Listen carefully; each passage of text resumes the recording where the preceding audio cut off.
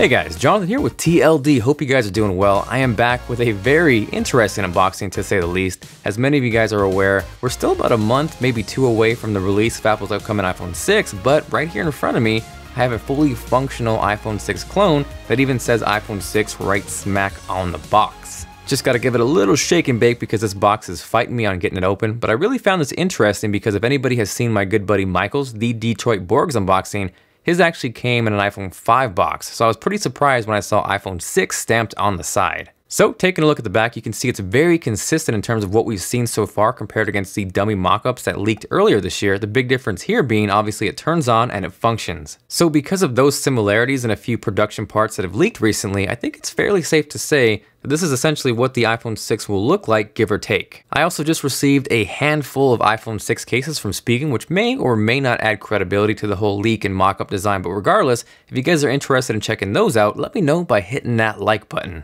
Now, spoiler alert, this may look like an iPhone 6, but as far as performance goes, it is not snappy at all. It's sadly actually a massively underpowered iOS skinned Android device essentially. If you compare it to the iPhone 5S, for example, you can see in terms of performance on Geekbench, it gets absolutely destroyed. But what's interesting though, if you look at the specs on paper, they're actually pretty close. They're both dual core, they're clocked around 1 GHz, but I think this is a testament to not only Apple's performance hardware-wise, but software as well. So continuing on with the unboxing, because there actually was content and accessories which I found amusing, the first thing up is a quick start guide, which says hello right smack there on the front, just like Apple products. But if you dig a little bit deeper and look inside, the most hilarious thing that stood out to me is those are iOS 6 screenshots, so yeah.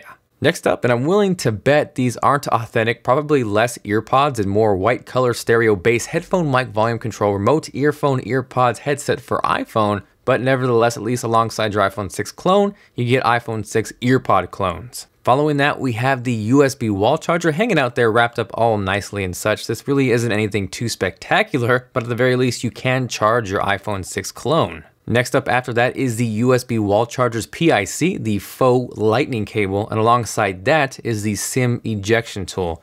Now obviously I'm not going to bank on the lightning cable being authentic either, but at the very least it was still pretty cool that they included the entire package like you would get with an iPhone.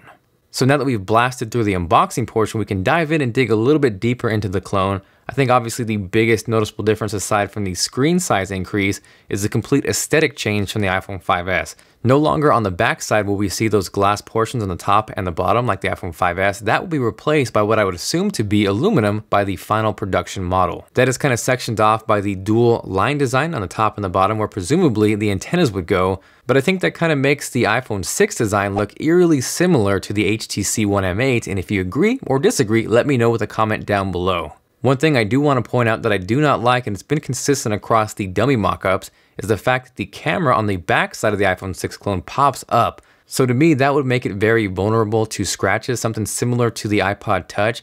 I know it's probably going to be sapphire coated, but at the very least, why would you want to increase chances of damaging one of the most important pieces on your phone? You can also see different aside from the iPhone 5S, the Apple logo on the iPhone 6 clone is actually indented and recessed in there, much like we saw on the iPad mini with Retina display and iPad Air. Now another big difference between these two is the actual power and sleep wake button. On the iPhone 5S, it's located on the top right hand side, whereas the iPhone 6 clone that is located on the actual right side above the SIM card tray. Now because the iPhone 6 will presumably feature a larger 4.7-inch display, I think the power button movement makes sense on a device like this. The volume rockers also look like they're getting some sort of makeover on the iPhone 5S. We have those classic circle Apple volume rockers up and down, but on the iPhone 6 clone, those look very similar to what we see on the iPod Touch again. Now as far as whether I like them, dislike them, I'm kind of neutral, but I definitely say the increased size makes them a little bit easier to hit. So like I said previously, this is a fully functional device, but one big difference between this and the real upcoming iPhone 6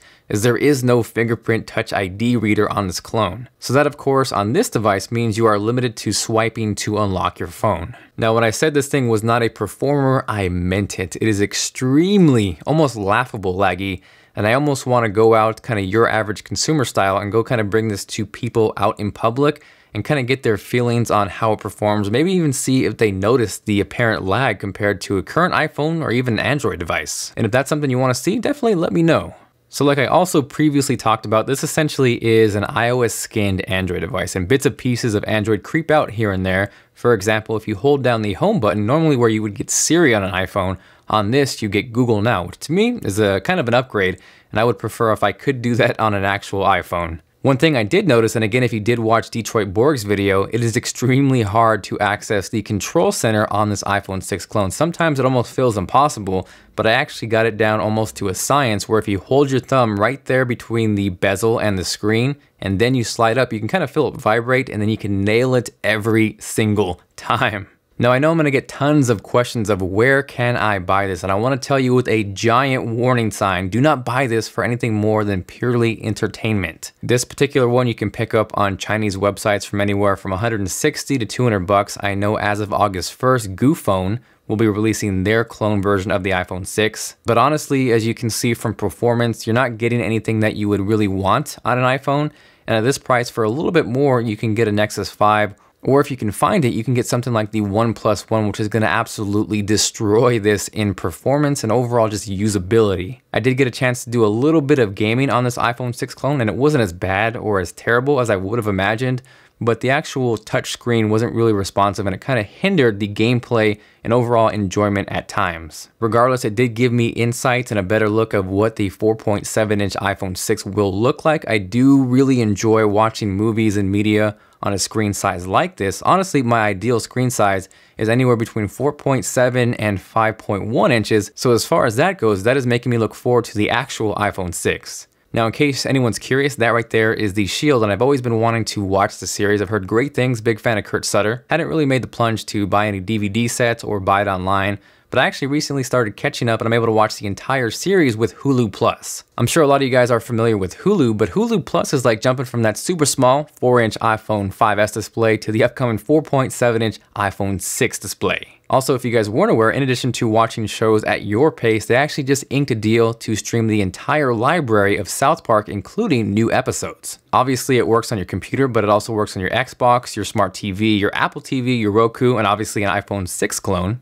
Now, this is only $7.99 a month, but for TLD fans, you guys can actually get an extended 14-day free trial by heading over to huluplus.com/TLD. By using that link, it helps the channel out. You guys get an awesome deal and everybody wins. So hopefully you guys enjoyed the video. If you did and you are feeling like being awesome, make sure to hit that like button. It is much appreciated. And of course, in return, you get a virtual high five at your face. After seeing this, are you excited or not excited for the upcoming iPhone 6? Let me know with a comment down below. If you guys have any questions, of course, drop me a line. I do try to reply to as many YouTube comments as possible, but it does get a